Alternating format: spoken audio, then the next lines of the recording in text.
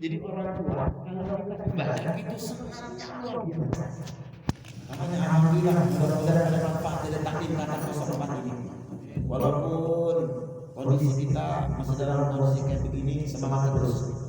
Saya mohon maaf kemarin saya hadir itu 7 hari guru kita Ustaz bin Sahari. Beliau termasuk khotib dulu, khotib di masjid kita Allah. Beliau masih lagi wafat. Karena itu kemarin pas 7 hari saya diminta ngisi di Solo sekaligus mohon anaknya yang baca itu bacaan saya pikir kan cuma 3 pasal, semua pasal dibaca. Jadi anaknya dua-duanya dari dia. Makanya ada lama begitu ujian lagi. Saya mohon maaf Ahmad Fauzi dan juga sekretarnya. Kalau kemarin saya bisa hadir karena ujian itu masih baca maulid. Selesai baca maulid jam 11. Nah, jam 11. Masya Allah. Jadi kalau orang kita dulu kalau maulid itu cuma baca maulid nggak ada ceramah dulu. Orang kita kalau baca maulid semua pasal dibaca. Salah paham lagi. Itu kan panjang-panjang baiknya. Belum semuanya panjang-panjang. Tadi begitu kemana-mana, itu malah itu bisa terjadi. Enak. Yang bisa dijawab dulu pada jamaah. Kayak Allah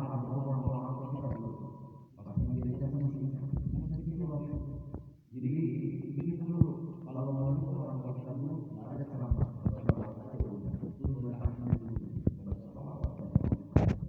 Alhamdulillah kemarin kita diisi dari masa dari orang. Saya sudah ngomong sama Ustaz ini sama Ahmad Robi. Kalau Ustaz bisa, kita masih punya guru. Alhamdulillah ada Ustaz yang sama. Beliau bisa gantian, ada Ustaz lagi. Beliau insya Allah siap kalau dihubungi.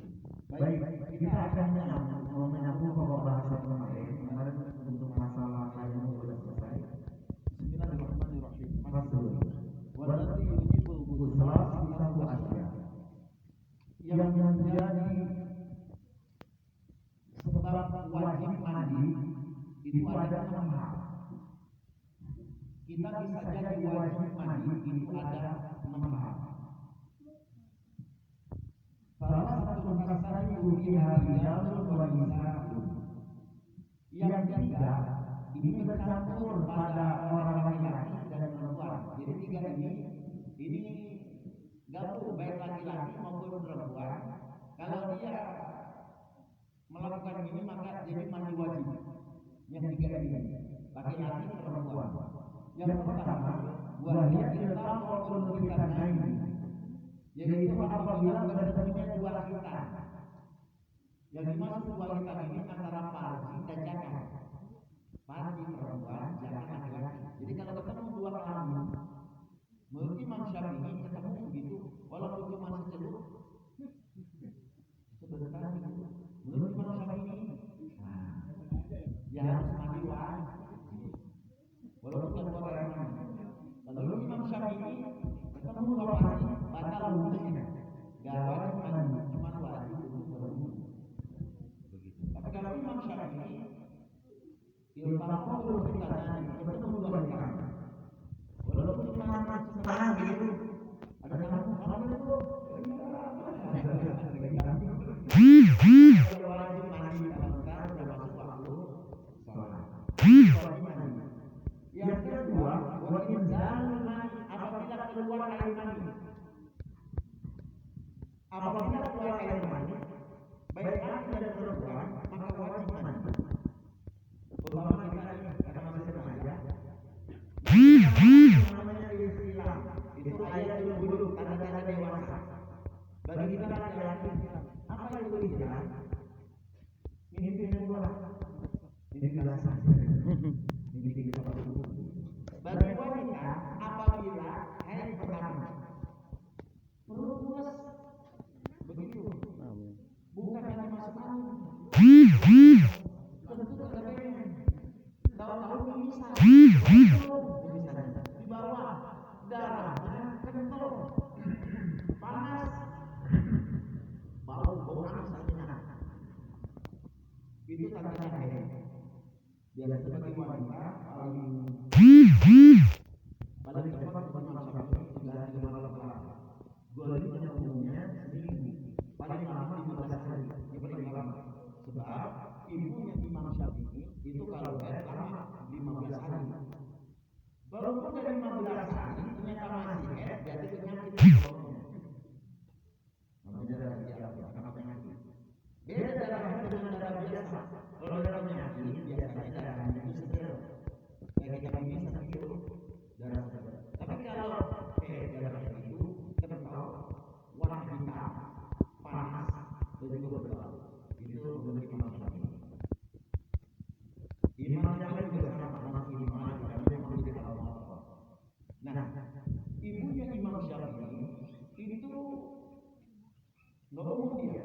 15 hari masa haidnya. Dan masa hamil pun beda, masa hamil. Menurut Imam Syafi'i, masa hamil paling cepat 7 bulan. Ini 7 bulan itu salah dia, itu waktu baik. Umumnya bolehnya menurut Imam Syafi'i 9 bulan. Nah, paling lama usia kehamilan 4 tahun. Di dalam Imam Syafi'i, kita 12 bulan aja disebut gunting apa coba? Lu gunting itu 12 bulan. Tapi ternyata ibunya Imam Syafi'i, waktu Imam Syafi'i dalam kandungan untuk ibunya itu 4 tahun. Jadi Imam Syafi'i dalam kandungan untuk ibunya 4 tahun. Kita bisa bayangin kalau bocah 4 tahun sholat dalam dunia, udah gini ya, langsung gondong, bisa jalan sama kemari. Imam Syafi'i itu lahir lari dia. Langsung lari 4 tahun. Jadi dalam Imam Syafi'i usia kehamilan paling lama 4 tahun, paling cepat 7 bulan, paling cepat. Golingnya 9 bulan 1 hari. Jadi begitu. Makanya kalau kita dari buktinya udah setahun ini saya hamil, setahun. Berarti masih ada 3 tahun lagi gitu.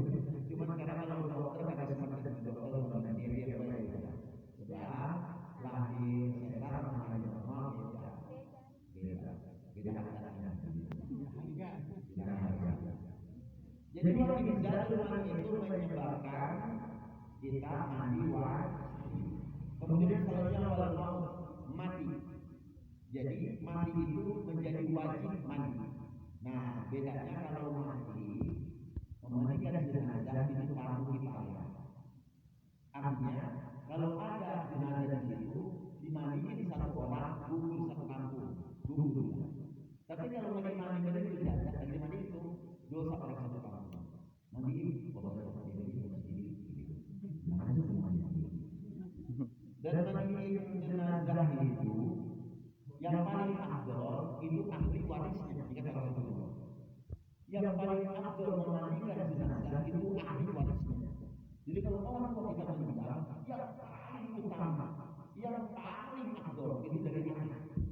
Boleh seorang anak laki-laki mandi jenazah ibunya, boleh. Boleh seorang anak perempuan mandi jenazah ayahnya, boleh. Sebab lebih menjaga kehormatan orang tuanya.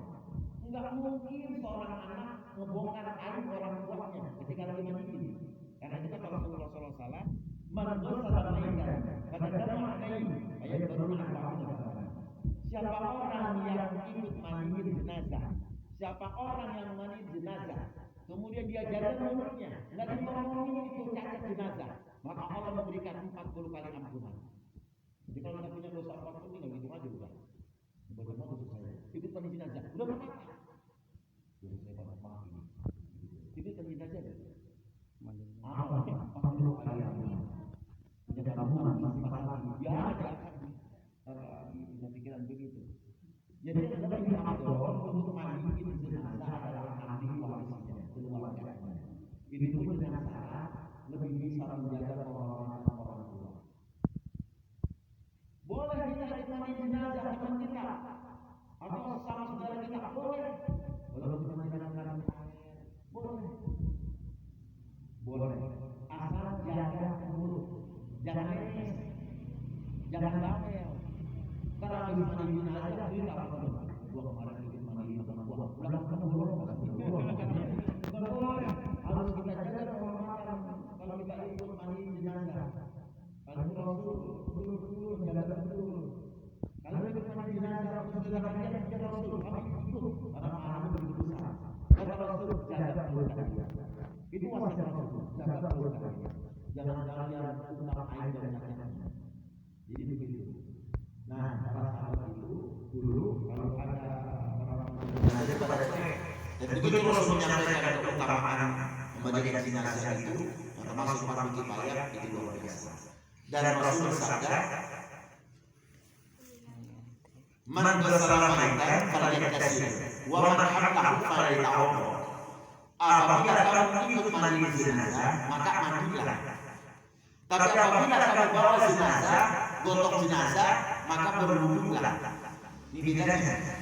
Kalau kita ikut mandi jenazah, ntar habis mandi jenazah begitu pulang murid, jangan habis mandi jenazah kita mandi di situ, jangan. Sampai aku bicara maksud Rasul, menggasalkan variasi. Apabila kamu ikut mandi jenazah, nanti begitu kita pulang, maka mandi. Itu senangnya begitu. Tapi kalau kita potong jenazah, begitu potong jenazah ini, walaupun tidak sampai ke pemakaman dan dia, maka cukup berwudu. Cuma kita gotong jenazah kita, ikut mandi jenazah kita, pulang ke rumah, Pak, habis sore, buka pintu dapur, begitu. Ngapain? Mau mandi. Kenapa? Sudah agak siang. Tidak ada, cukup berwudu. Itu kalau kita gotong jenazah. Tapi kalau ini menguburin kotor yang harus di rumah. Ustaz, saya nggak mandi jenazah, terus saya nggak gotong, pulang kubur saya mandi. Ya nggak apa-apa, mandi aja. Mengapa? Mobil sedikit kepanasan, sedikit apa-apa. Jadi silakan. Jadi 3 hal itu tadi bercampur antara laki-laki dan perempuan. Apabila ketemu dengan wanita, laki-laki dan perempuan, melakukan hubungan suami istri. Kemudian wajib jalan kata Rasul iltaqal hitanani falyaktasir. Apabila ketemu 2 hitan kata Syidah Aisyah radhiyallahu anha, ketemu 2 hitan maka mandilah kamu dan aku mandi bersama Rasulullah sallallahu alaihi wasallam. Jadi kalau kita berumah tangga boleh mandi berdua sama pasangan kita, gosok-gosokan, apa itu dosa manusia. Boleh itu. Jadi buat menambah keharusan. Bapak selama ngajar dirinya, Mama, ayo ke mau ngapain Bapak? Mandi. Ibu boleh. Sunnah mandi bareng dengan istri. Cuman tempatnya harus tertutup, nggak boleh terbuka. Nggak boleh di kolam renang, Set. Ya. Mandi di kolam renang di Paragon jam 2. Gitu Paragon jam 2. Itu hal 3 tadi bercampur laki-laki dan perempuan. Kita lanjut. Wasalatun tuhtasu bihan nisa'u. Yang 3 ini khusus wanita.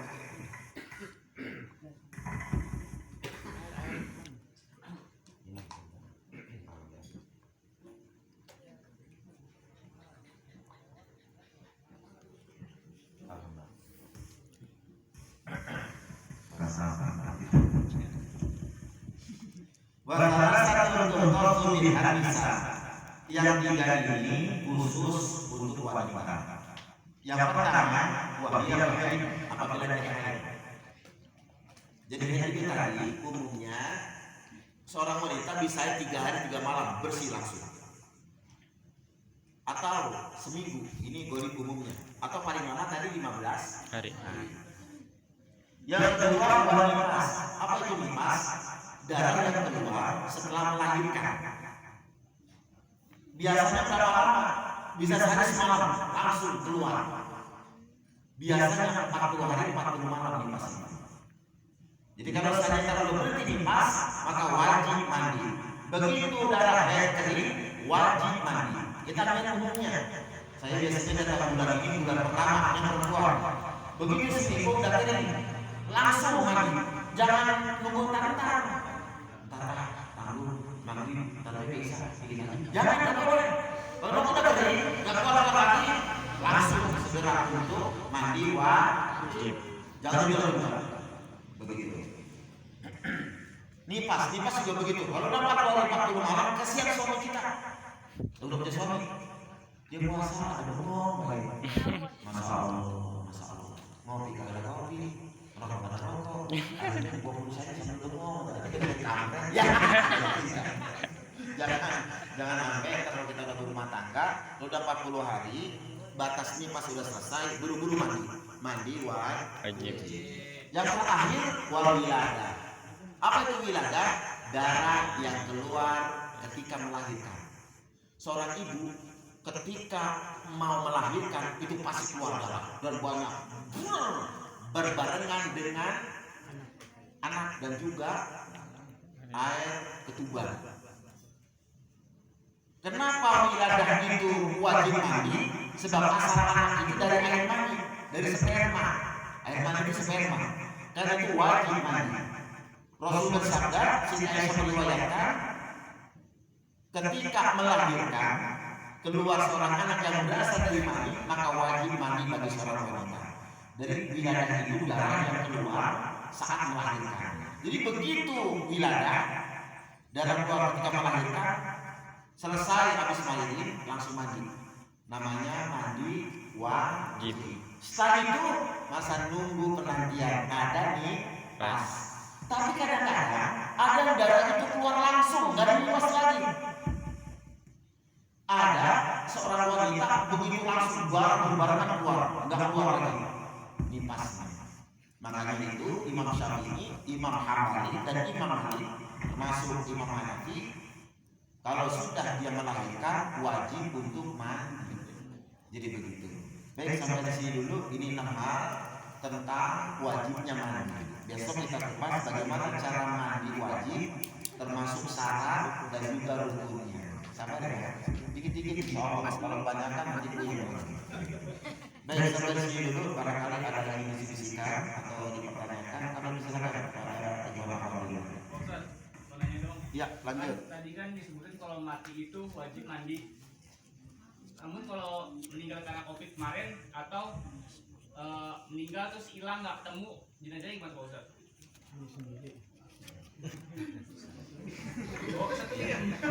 Bismillahirrahmanirrahim. Di dalam ini qadar fikih wal ma'asyir maupun dalam kitab al-Bani dan kitab fikih karangan ulama-ulama ada klasifikasi juga. Ada saat jenazah itu tidak dimandikan. Yang pertama, terjadi musim kemarau yang berkepanjangan. Terjadi musim kemarau yang berkepanjangan. Nggak ada air untuk mandiin jenazah, maka jenazah ditayamumi. Pernah terjadi pada masa Malik bin Dinar, itu musim kemarau hampir tahun. Kita dulu tahun 2015, musim kemarau 7 bulan berapa? Hampir September kering. Untuk hujan 7 bulan. Untuk masih ada air buat mandi jenazah, ambil air semua di situ. Kita masih berusaha mencari air. Tapi di masa Malik bin Dinar ketika menjadi gubernur, itu ada air. Sehingga para ulama memutuskan jenazah ketika itu ditayamumi. Termasuk seorang suami istri habis main bola semalam, habis melakukan hubungan suami istri, kadang-kadang air mereka melakukan tayammum. Begitu. Di masa itu yang pertama, tidak ada musim, tidak ada air, karena tidak ada air. Yang kedua, karena wabah tolong. Di masa Umar bin Abdul Aziz menjadi khalifah, terjadi tolong. Sehingga Umar bin Khattab, ketika Umar bin Khattab menjadi khalifah, terjadi wabah tolong. Dia ingin datang ke satu daerah, itu di daerah Syam. Ketika itu gubernurnya Mu'az bin Jabal. Mereka akhirnya ngomongin pimpinan di tengah perbatasan. Kata Mu'az bin Jabal, ya Khalifah, kami sedang mengalami wabah taun. Tahun itu ya kayak corona begitu ya. Sedang terjadi wabah. Pada bisul-bisul keluar darah.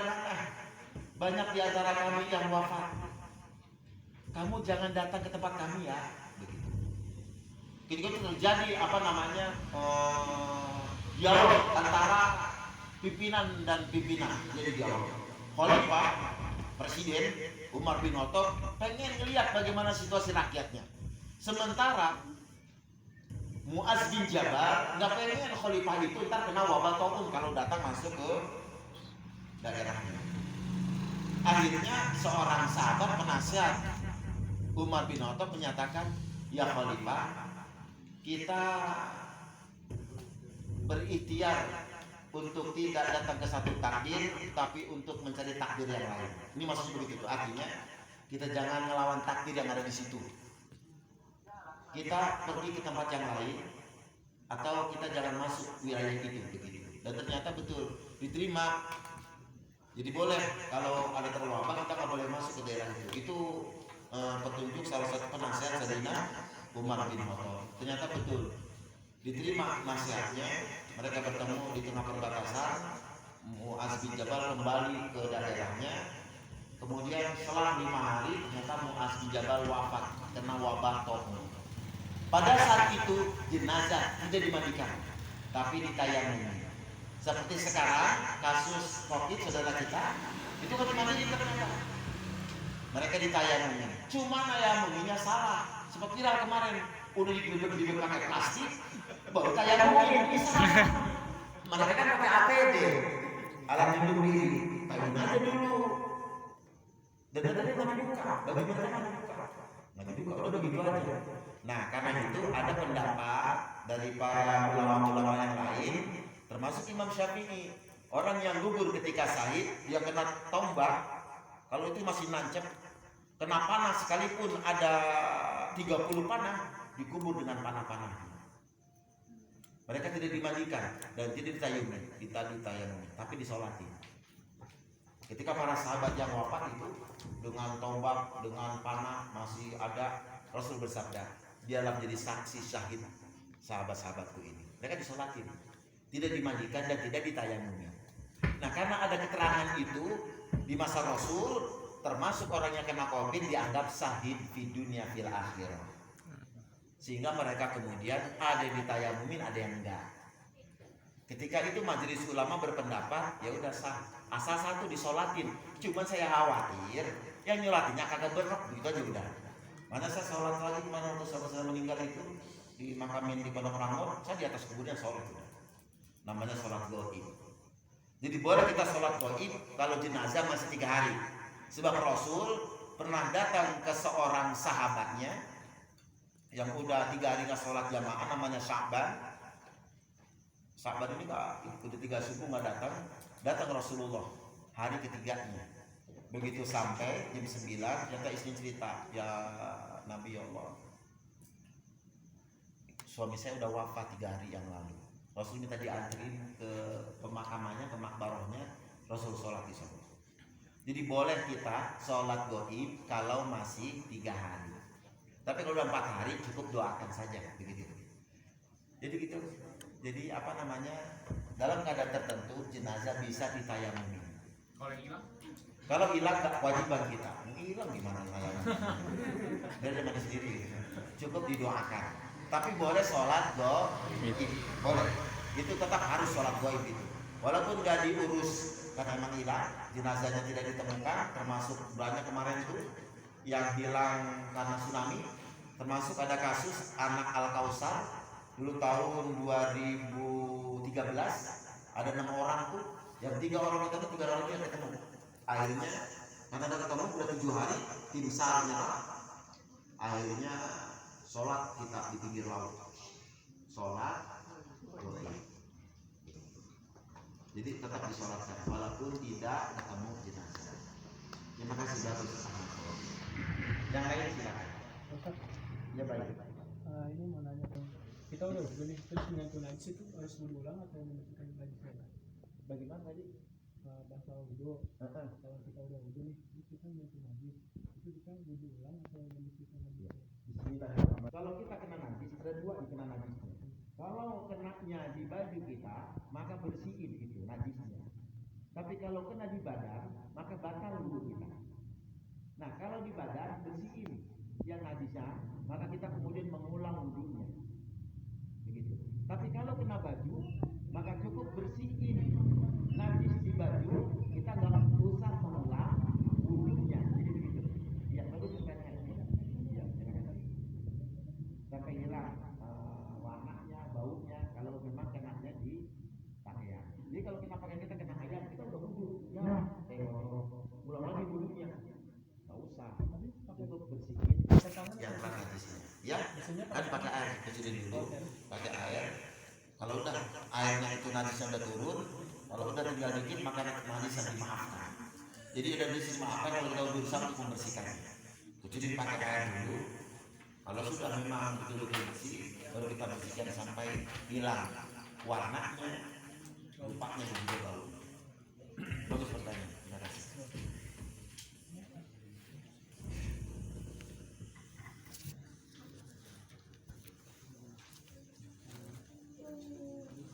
Baik, cukup sampai sini ya. Insya Allah besok kita sambung tentang ini perlu nih, rukun mandi, sunnah mandi dan bacaan ketika mandi hadas besar. Apa gitu ini ya? Oh iya, baik, Kan silakan. ini kan sebetulnya ada 6 ya. Nah, kalau terkena najis besar itu harus mandi wajib atau enggak? Kayak misalnya liur anjing atau binatang yang najis itu. Kalau najis mughalladho gimana, Ustaz? Iya. Bismillahirrahmanirrahim. Kalau terkena najis mughalladho, maka kata Rasulullah, lihat Siti Aisyah, dibersihkan dengan 7 kali basuhan.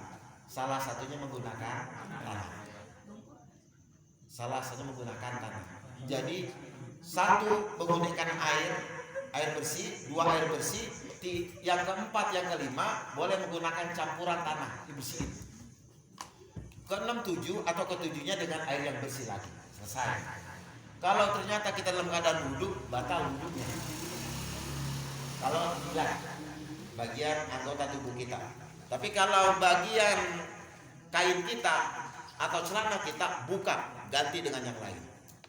Tapi kalau nggak ada lagi, maka bersihin itu yang kena najis itu dengan 7 kali basuhan. Nah, kalau untuk hadis mughalladho, ketika kita bersihkan, kita sudah berwudu, maka harus mengulang wudunya. Menurut Imam Syafi'i, untuk Imam Hanafi nggak perlu lagi mengulang wudunya, sama dengan Imam Malik. Dibersihin dia dengan 7 kali basuhan, campur dengan tanah, dan gunakan atau kain ataupun apa, perca ataupun apa. Maka kalau dia sudah bersih dengan 7 kali basuhan, udah sah untuk dipakai untuk ibadah. Begitu. Kita nyentuh satu bulu anjing aja itu udah najis mughalladho atau belum? Iya. Apa kita Terima kasih. Menyentuh bulu anjing itu tidak termasuk najis mughalladho. Nah, nih hebatnya anjing. Anjing itu punya bulu dia kering. Di dalam tasawuf, dalam al-hikam, anjing itu salah satu ciptaan Allah, dia punya badan kering. Jadi sekalipun, mohon maaf, dia menjilat-jilat tubuhnya, itu langsung kalis, nggak bisa. Itu tubuh anjing itu begitu. Dia termasuk punya tubuh kering. Beda dengan bulu domba atau bulu apapun begitu. Dia basah, udah lama-lama nampak baunya. Tapi kalau bulu anjing enggak, dia akan begitu aja. Kering dia. Makanya megang anjing, mengelus anjing, asal jangan bangusnya atau bagian mulutnya. Maka nggak perlu kita membersihkannya dengan 7 kali basuhan. Cuma berhati-hatilah kalau dekat kepada anjing, karena takut kita berjilat. Karena itu ada hadis Rasul, kenapa malaikat nggak mau masuk ke rumah yang ada binatang anjing. Itu dengan babi yang ada hati-hati. bulunya? Bagaimana? Bagaimana dengan babi yang ada bulunya? Baik. Babi yang ada bulunya, seandainya kita memegangnya, maka batal wudhunya. Imam Syafi'i menyebutkan memegang babi, Zir menyebutkan kalau kita pegang dia, maka batal wudhu kita. Imam Malik nggak batal. Kita megang babi ini yang ada bulunya nggak batal. Tapi kalau Imam Syafi'i batal wudhu kita. Itu bedanya tuh. Dua imam ini. Imam Hanafi nggak batal wudhu, nggak batal wudhu kita. Kalau kita nyentuh anak. Terima kasih, pertanyaannya bagus. Bagus. Iya, silakan. Silakan, siapa? Oh iya, silakan. Ini kan masih banyak yang belum bisa apa kayak mandi jenazah gitu, Ustaz. Kalau bisa diajarin, Ustaz. Cakep. Insya Allah. Nanti kita ada praktek jenazah ya. Nanti ada babnya tersendiri. Ada babnya tersendiri. Bagaimana cara mengurus jenazah? Ini penting ini. Soalnya mohon maaf, nggak semua orang sekalipun dia punya panggilan ustadz, belum tentu untuk urusan kayak begini dia mau gitu aja dan bisa. Betul, harus ada praktek dan latihan. Untuk ini terima kasih. Nanti nggak apa-apa kita panggil dari MUI biar lebih afdol. Dengan Amil kita hadirkan MUI materinya, ntar Amil kita prakteknya. Jadi kita tahu bagaimana cara motong kain, bagaimana mandiin jenazah yang benar secara syariat Islam, gak main guyur pakai ember. Dani. Itu kan harus kata Rasulullah dengan hati-hati, pelan-pelan guyur pakai gayung. Ya kita mandi gimana sih? Coba pernah nggak orang tua kita mandi disiram pakai ember? Itu aja kita mandiin. Coba kita punya orang tua disiram pakai air ember, kira-kira gimana? Pakai gayung, Terima kasih bagus, nanti insya Allah. Ustaz, Iya, Bu. kayak biar hikmah ya. Iya. Ada satu cerita yang ada ya hikmah buat Abi sendiri buat Mohon hikmah. maaf, Abi. Biar bisa kedengaran karena hikmah ini. Hikmahnya Jam pakai eho. Ya, hewannya gas kecilin. Sayang, mohon maaf sayang. Jadi pada waktu itu mungkin yang anak sekarang yang kelas 1 SMP gitu ya. Kelas 1 SMP pada waktu itu kami disuruh sama RT, mau nggak nyolatin mayat? Lah, saya kan bukan hamil, nggak ada yang mau, ini nggak ada yang mau di RT juga waktu itu. Kalau lu nggak mau nyolatin, gua kubur mayat. Kita kan tanggung jawab Ustaz. baik pada waktu itu. Betul. Dengan terpaksa karena nggak ada orang lain, kita sholatin mayat. Setelah sholatin mayat, bisa berdoa. Saya mau lihat ke belakang sambil mengarang-arang. Makanya ngaji di TPA anak kelas 1 SD, kelas 2 SD udah bisa nyolatin mayat. Itu makanya saya wajibkan anak-anak itu kalau pada waktu itu mungkin di bawahnya ini. Kamu siapa? Wahid. Ada. Sabda, alhamdulillah. Iya, yang TPA itu bisa sholat mayat. Bisa sholat mayat karena pada setiap hari Jumat pada waktu kita qiblat. Iya. Qiblat, kemudian baca Quran. Iya. Saya kita sholat baca mayat. Di situ jadi hikmah. Ini yang diri sholat mayat bisa berdoa. Iya. Niat nih. Itu baru bisa ya. Niat doang. Nah, itu makanya itu anak TPA pada waktu yang kelas SD, 2, TK, itu tidak bisa sholat jenazah. Dengan cerita yang hikmah itu pada waktu itu. Makanya saya juga pada ngajarin ibu-ibu bagaimana cara memandikan mayat. Saya punya bukunya. Alhamdulillah. Bukunya pada saat ada mayat jangan langsung mempraktekkannya. Bisa mandi mayat. Itu keren.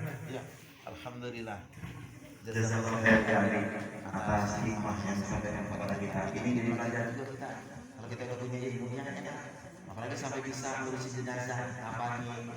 Itu kan ada cara-cara pentingnya, berapa lapis laki-laki, berapa lapis buat perempuan, harus bisa. Suatu ketika kalau kita seandainya nggak ada amil, kita udah siap. Bisa pengen Qatar itu sempurna ilmunya, insya Allah.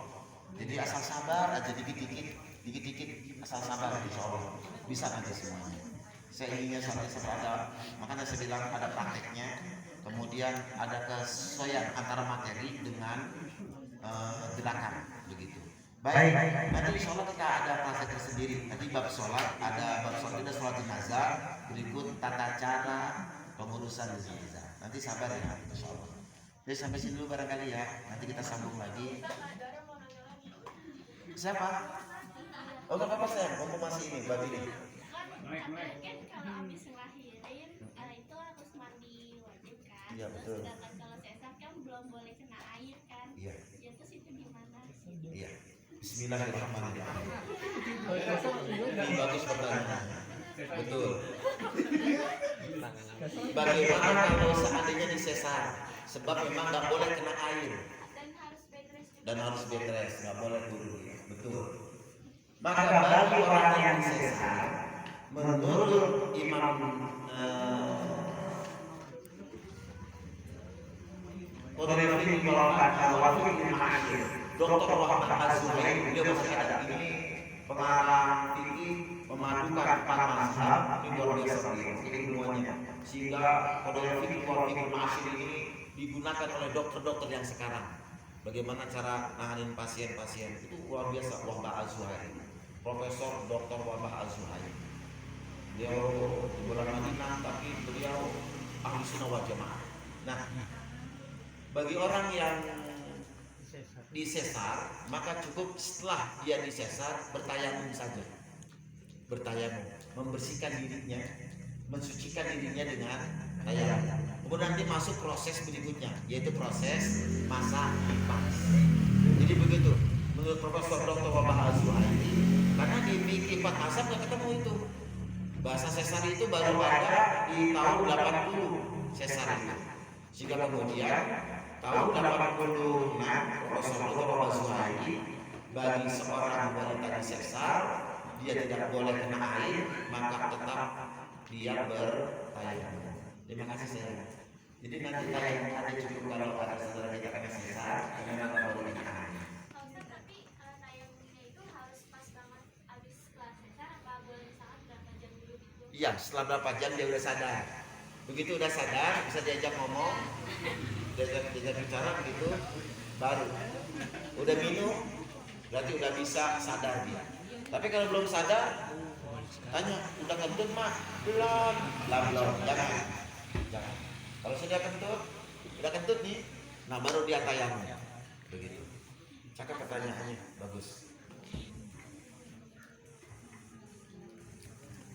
Baik. Cukup? Ya, terima kasih saya. Nggak apa-apa, jadi kan ini ada ilmu yang tak terduga ya. Tanya jam itu ada ilmu yang tak terduga. Ustaz, kapan untuk tayamumnya yang lebih sesar? Nunggu udah kentut. Kalau udah kentut ya boleh minum tayamum, silakan. Jadi begitu. Ada gitu. Jadi lengkap itu fikih-fikih mazhab-mazhab kontemporer yang sekarang. Tapi kalau fikih klasiknya kita nggak tahu maksudnya ada serem. Abi tahu ya kalau fikih klasik itu. Nanti kita jadi supaya tahu oh ini mazhab ini begini caranya disederhanakan. Baik, sampai di sini dulu sama-sama kita berdoa. Bismillahirrahmanirrahim. Bismillahirrahmanirrahim. Allahumma sholli ala Sayyidina Muhammad.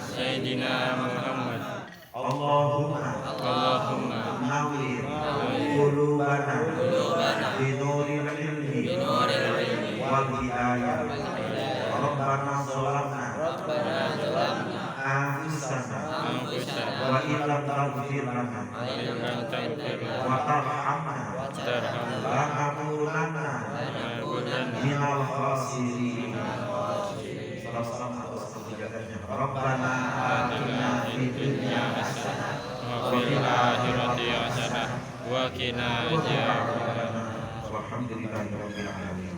Sebelum itu nanti mohon keikhlasan dari Nabi Muhammad membacakan doa khusus untuk Ahmad Ramadhani yang berulang tahun hari ini. Semoga Allah memberikan keberkahan di sisa umurnya.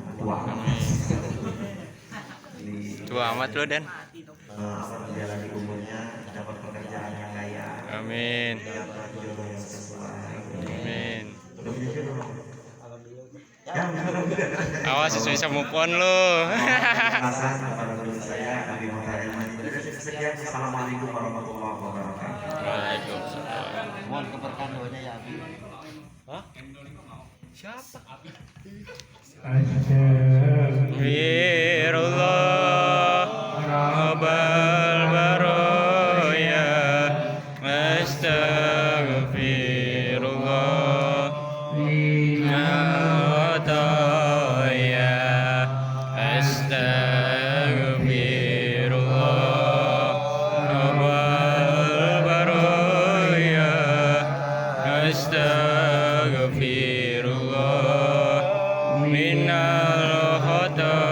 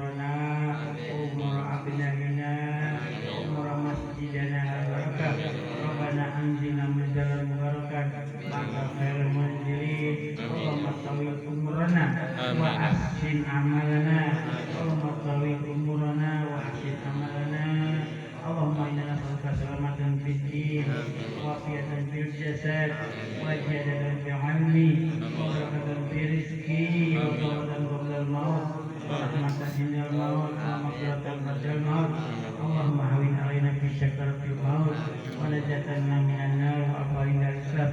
اللهم أعنا في تعليم أبنائنا، اللهم أعنا في تعليم أبنائنا، في تنظيم بنائنا، في تنظيم بنائنا. ربنا آتنا في الدنيا حسنة وفي الآخرة حسنة وقنا عذاب النار. سبحانك ربك رب العزة عما يصفون وسلام على المرسلين والحمد لله رب العالمين. بسر الفاتحة. أعوذ بالله من الشيطان الرجيم. بسم الله الرحمن